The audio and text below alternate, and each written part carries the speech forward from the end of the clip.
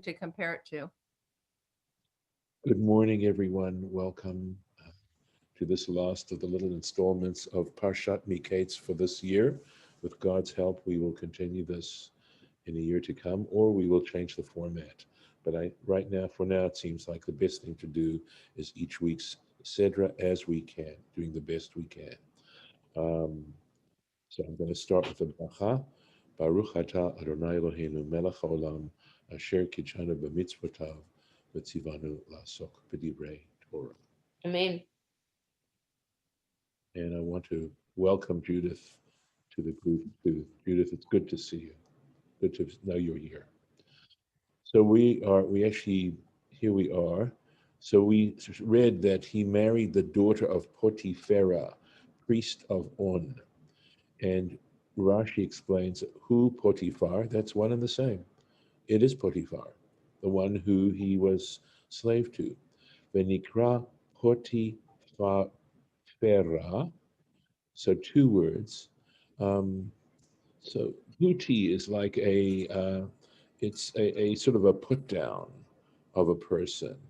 And para can be like torn or like if somebody's hair is a big mess, we can talk about it sort of disarranged, what have you, but messed up.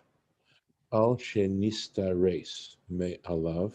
He was, he became uh, castrated as Unistares. A saris is a eunuch.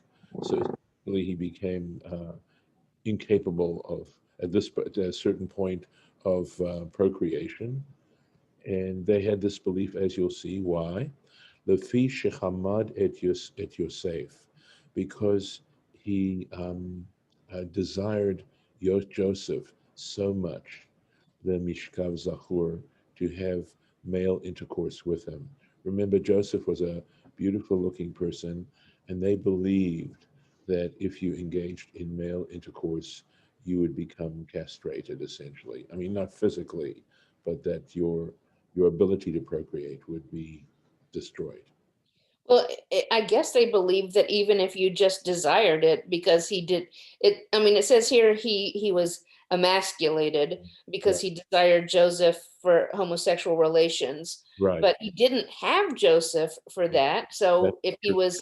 still, he Mhm. he Right. just maybe for the way they looked at it back then was just the feeling. Right. It was, and the word chamad is like, that's from, is it, which commandment is Lo Tachmod? It's the 10th commandment where you desire your neighbor's wife. It says, that's the word that's used. Uh, Mm-hmm. I'm blocking on the English for the moment. Covet. Covet. That's what chamad means, right? He coveted Joseph. So, even the commandment, thou shalt not covet, if it's only talking about a feeling, it's hard to control feelings. Yeah. So Hamad must mean something beyond feelings, that it must be some kind of engagement of the person in a way that is something that is controllable. In other words, Perhaps. to obsess on it in some way, But you I know. think that, I mean, I thought that in like um, observant Judaism, that you are supposed to try to control certain feelings, Oh, maybe including this and also anger, right. that, that, even the feelings themselves can be considered sinful. I mean, not by me necessarily, but by some people. No, no, no. Okay. So what I think is very helpful, and I think there's some elements within Buddhism in terms of detachment that are part of us. So I think, look, we all have feelings, and we all have, I suspect, inappropriate feelings, and the question is, do you choose to continue thinking about them, or do you sort of try to find ways to dissociate as much as you can? And I think that's the realistic point about it.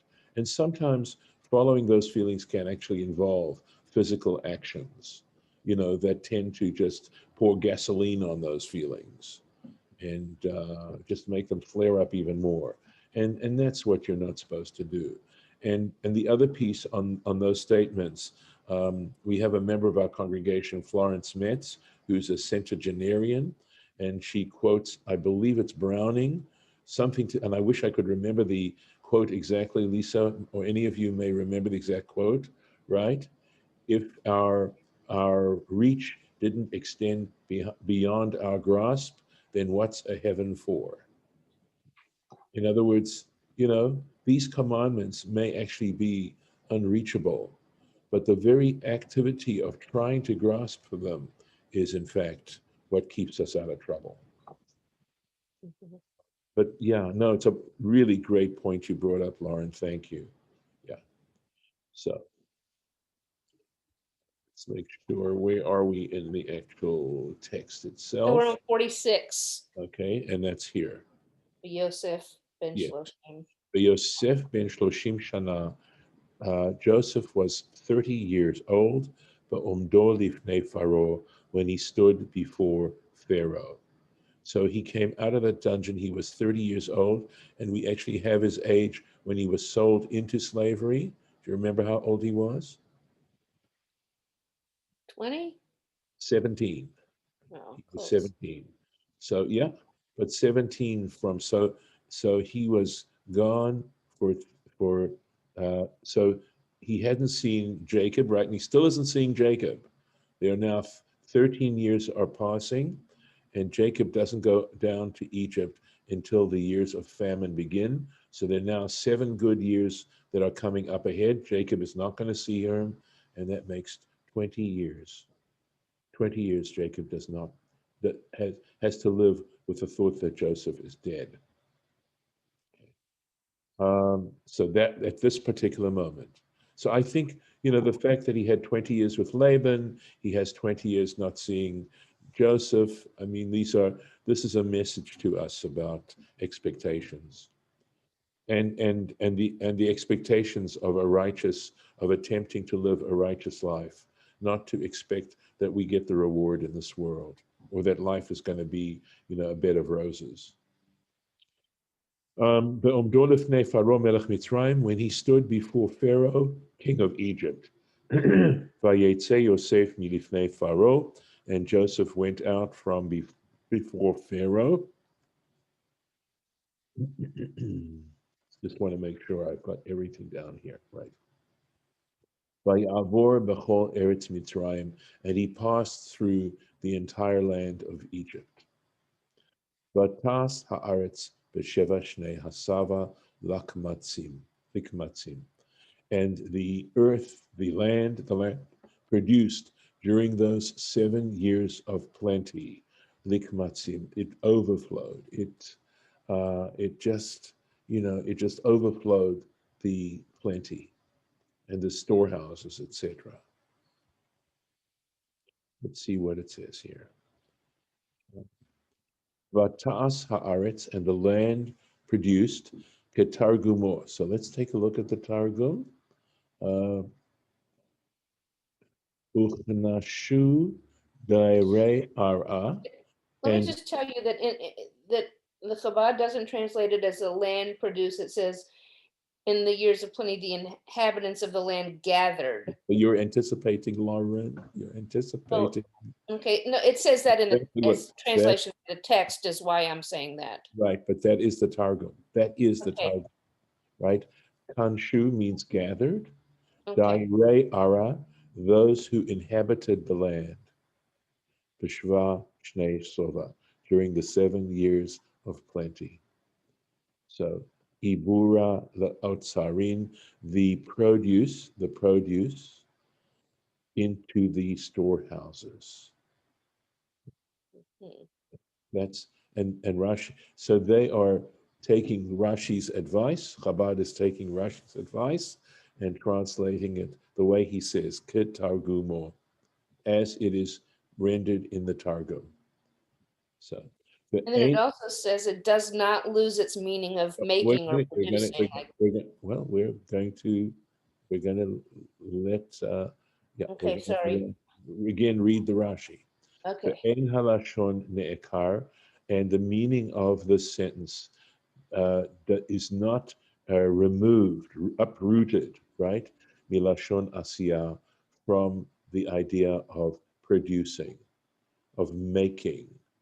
In other words, they're taking the produce and taking what the land produced and putting it into those storehouses, is in fact doing.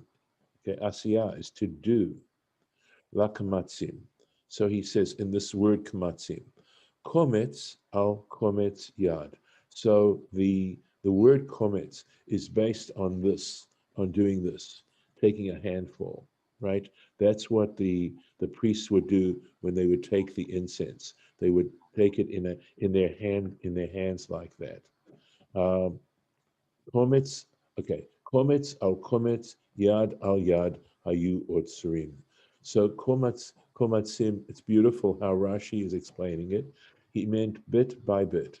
In other words, little by little, because a kometz isn't very much, but bit by bit, they gathered all this produce. Otsurim, they would store away. Vayikbots et kol ochel, and they gathered all the food, Sheva Shanim, of the 7 years, Asher Hayu be'eretz Mitzrayim, which took place in the land of Egypt, Vayiten ochel be'arim, and they put food in the cities, ochel stei ha'ir, the food produced by the field of the city, Asher tzvivotea, which surrounded it, Natan betocha, they placed within it. Ochel stei ha'ir, Asher, okay, so he's explaining the food of the fields of the town, Asher tzvivotea, Natan betocha. In other words, those fields that surrounded the city, they took the food and put within the city. Shekol eretz ve'eretz ma'amedet peroteha, because each and every land, uh, um, oh, I'm trying to think, ma'amedet peroteha means sort of sustains its fruit, or fruit. We know that, of course, vegetation depends on the area, the location, right? But I think what it's saying here, and you can check me on the Chabad translation here, Lauren, is somehow they're saying that when it says ma'amedet, what it's saying is that it can keep it, it'll keep it. It won't go, it won't spoil. Yeah, So it's I a think that, preserved. yeah, preserves, that's the That's point. exactly what you're saying. So I Right, never that's jump what in. it means. Right, that's Even if you use exactly different words, you're saying the same right. thing. Right, that's the ma'amedet, that it preserves its fruit. That's the point about using the point of the sentence, right, is why it's telling you this. V'notnin batfu'ah me'afar hamakom, and they place into the produce some of the dust of that particular place. Uma'amid et hatru'ah milir kav, and it prevents the food from rotting. So the actual land, so he's saying the soil itself helps preserve the produce. Near Eli, so it appears to me, this must be the editor, I suppose. I don't, although it could be this is Rashi. Although usually I don't see near Eli in Rashi. Um, Not in mine. he usually says something to the effect of, in my humble opinion, he'll use that kind of language. But this seems, so maybe it's simply the editor of this text of Rashi. Near Eli, Shehud Da'at Rabbi Nechemia, that this is the opinion of Rabbi Nechemia, that Ein Sarich Klal Lahagia Barashi, and there was no need at all to put this into the Rashi, to put this little text that we've just read into the Rashi, Ka'asher Allah Vedat Katsatim, which is the opinion according to some students of Rashi, some people who've studied Rashi. So this is, of course, why wouldn't Rashi say this? Why wouldn't it be appropriate for Rashi to say? I'm not certain. I'm not sure. I'm assuming Rabbi Nehemiah is an early rabbi, maybe a rabbi mentioned in the Midrash Rabbah, And certainly Rashi is culling from the Midrash Rabbah and from the Talmud and from other earlier rabbinic sources, putting his commentary together based on his incredible knowledge of all that material, that source material. So I wish I could shed more light on this editorial comment here. I'm not certain. I'll have to allow that to percolate. Vayitzbor Yosef bar, and Joseph gathered grain, collected grain, kachol hayam, harbe ma'od, like the sand of the sea, harbe ma'od, a great amount. Ad ki hadal lispor, until it ceased to be counted, ki ein mispar, because there wasn't a number to account for the amount of grain they had gathered. So there were limitations to the Egyptian way of counting. That, just as letters of the alphabet were one of the greatest discoveries or inventions of the human mind, I would say Arabic numerals were also on a mathematical level an equally amazing discovery. Well, the Egyptian, even the Romans, remember, didn't have that concept of Arabic numerals. So the whole concept of zero, right? That's what makes Arabic numerals so amazing. Let's see if there's anything I think here. zero came from India. Yeah, could well be, could well be. But the whole idea that this whole system is based on zero, or on the fact that we have a way to express zero. In other words, nothing, Judith, is something. Incredible. Well, nothing is something. That's right. That's what I'm saying. Oh, okay. Yosef. Let me see. Nope, nope, we got a Rashi here. Two Ad Russians. ad ki chadal lispor, until it could no longer be counted. Ad ki chadal lo hasofer. Uh, so he says the reason it's ad ki chadal lo hasofer, that is, the scribe could no longer lispor, count. He could no longer count. V'hazeh hareze mikra katzar. And he says this is an abbreviated scripture. In other words, when it says until it could no longer count, you have to include the sofer. That's understood in this sentence. Until the scribe could no longer account for it. The ein mispar, for there was no number. The fisha ein mispar, there was no number that could express how much was there. V'harei ki, and so that's why it's ad ki. Okay, ki mishamesh b'lashon daha, because the word ki, which normally we translate as because, can also mean in that. Or ki can also be if. Take a look at here. Chabad said does mean because. Yes. Okay. Yeah, I'm sorry, daha. Right. Ki can mean if, but it also can mean because. Yeah, it's because there was no number. Let's go on now. Ula Yosef Yulad Shnei Vanim, and to Joseph were born two sons, Beterem Tavosh Nat Harav, before the years of famine arrived. Asher Yalda Lo Osnat, to whom Osnat, Bat Potiphera Kohen On, the daughter of Potiphara, the priest of On, bore him. So I want to tell you, this is, we of course were not able to read that section. We did not cover that section of Joseph and Potiphar's wife. And what's so interesting is that there is a rabbinic tradition that Potiphar's wife, who of course lusted after Joseph, was not in fact, her motives were not in fact all bad by any means. That she had received a prophecy that she would have children through Joseph.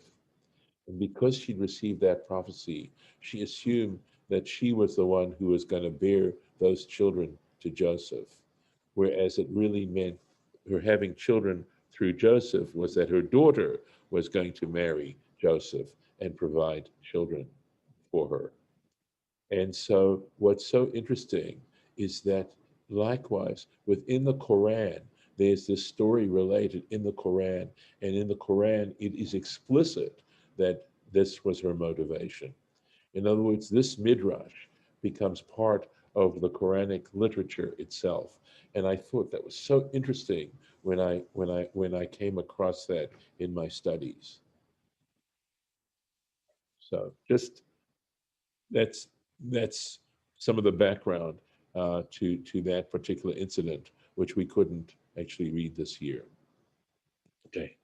Beterim tavosh natarav. So why does it have to mean? Why does the sentence have to include that those children were born prior to the years of famine? And this is from Ta'anit, from the tractate Ta'anit, on page 11. Mikan. From this statement, we can derive, we can learn out the asur la'adam, that it is forbidden for a person, the shamesh mitato, to engage in sexual activity, bishnei ravon, during years of famine. In other words, when the world is suffering, you don't engage in such things because, in a way, it's like ignoring what's going on around you. But that is, you're learning some halakha here. How would that be? You know, okay. Sometimes when we say, if you're poor, why are you having children? Yes. Um, but it is so common, so normal. How would that be a halacha that you don't? Because everybody does. Well, That's why it's halacha. right. Doing Lauren what has heard me. Lauren will be able to answer my question. What is the subtext of the written Torah, Lauren? doing what doesn't come naturally. Yes. The point is that if it were natural for people to behave in various kinds of ways that the Torah mandates, then you don't have to write it into the Torah. You will find no halacha that says a person should breathe. You will find no halacha that says a person should eat. The fact is that in overcoming our passions, right, in being able to control our impulses, we actually transcend our animality. That is at least a way of looking at things. It's certainly not a modern way of perceiving it, but going very early down into our tradition, there is this sense that we are, as in a sense, we are unformed, and by learning how to use our minds to control our passions, and it means, and it's to control, not, and control doesn't mean to dump on. I sometimes like to use the word dance in connection with this. In other words, that we see this sort of bifurcation of human personality, and that we need to use our minds to be able to dance, have this dance with our feelings. We're not looking to become Vulcans, but on the other hand, uncontrolled feelings are self-destructive. What I like about the concept is that um, these feelings and urges are absolutely natural to all animals. That would include us, but the ability to be conscious of their existence and then to consciously choose to engage or not engage of them is very powerful.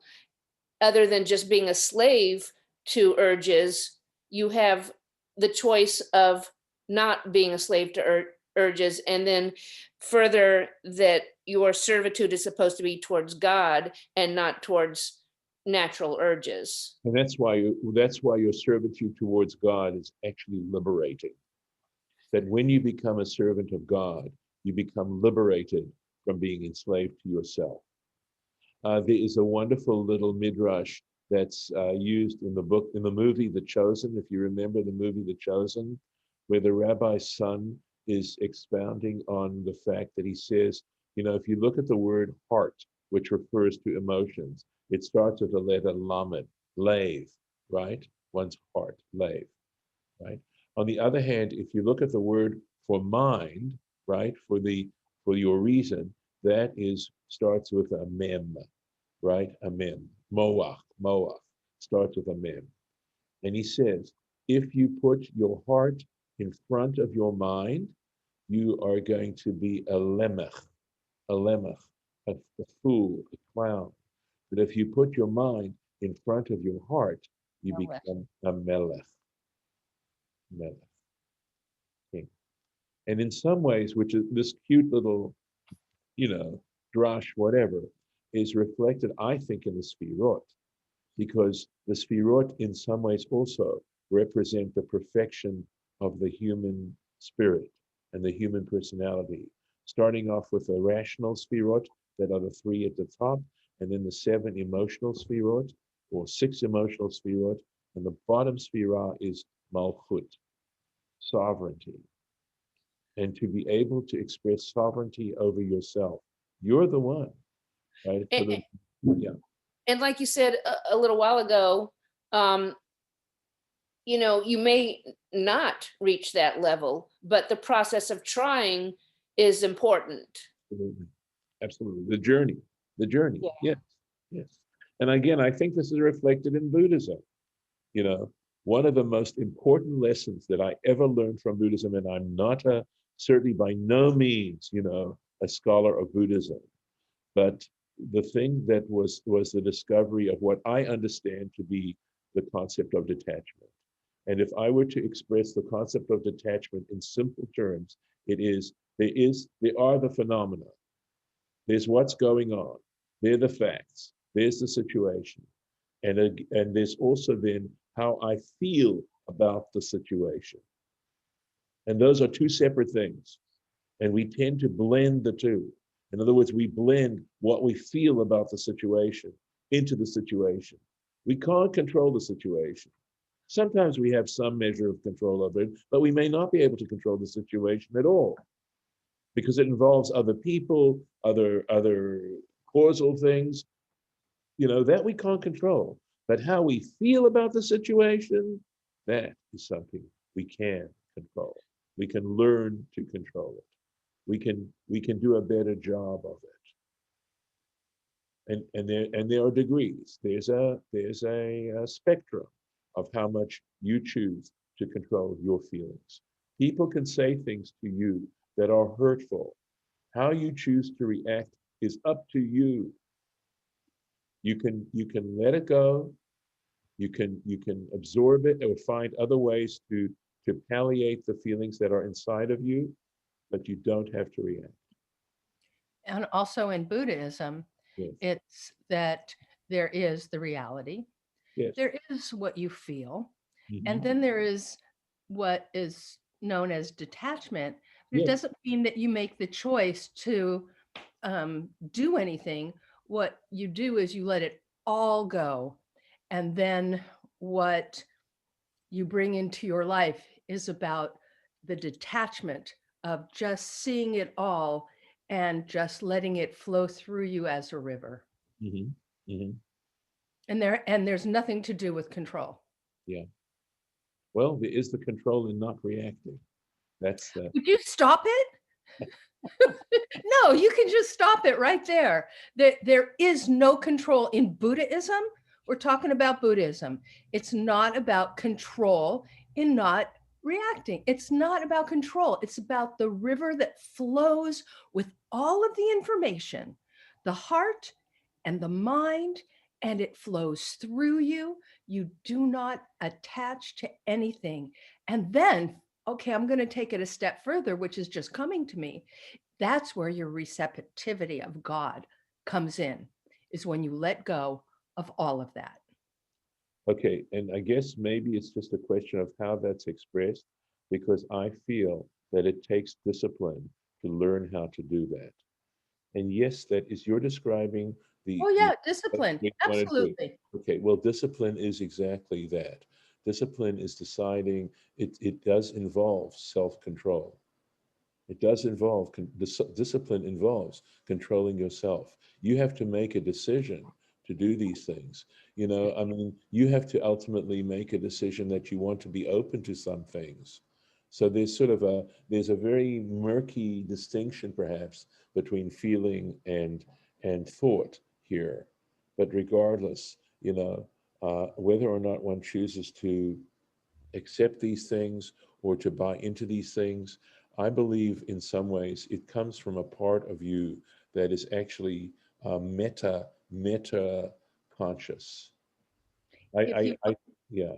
if you want to put it on a level of you make the decision to commit yourself to sitting on your zafu or to Hmm. come to study, Hmm. if you want to put it on that level of that's control, well, fine, I agree with you. Yeah, that's all. It was just simply a matter of, you know, finding the right language to describe what was going on. But I don't, you know, I loved what you did in expressing, you know, how it operates as a river and sort of trying, you know, finding that language to describe it. But I was sort of in a sense talking about something else in that process, whereas you were telling us about where it needs to wind up. I think if I don't want to misquote you or No, you're misunderstand. yeah, you're misquoting me. It's Okay. just you sit, Mm-hmm. the reality is there, your thoughts are there, and it just melts away all into one because it's all one. Mm-hmm. And you're sitting there with nothingness, which is something, as Mm-hmm. we just learned. Right. Right. and and really with the source of all. And it's after 10. Yes, it is. So I'm going to stop here and I'm going to try and mark the place. I'm going to see if I can do that. In case we You ever get, haven't grabbed it. oops, I know. It turns into a little icon of a marker when it's still not grabbed. For some reason that isn't doing it. Try And the this, next one, yeah. I know, but this one is really thick. Yeah, So just make a little, you can do it. That's all right. that's it. It's real visible, so that's good. Okay. So I'm Yeah, going you to definitely see that. You stop, spilled some ink on the page. and I need to stop the recording and wish people Shabbat Shalom. And hope we'll see you when we start next week's Parsha of Vayigash. A lot is going to happen in between. If you have a chance to just read the Parsha in the English, that's still helpful to give us to the next stage. So, Well, have a good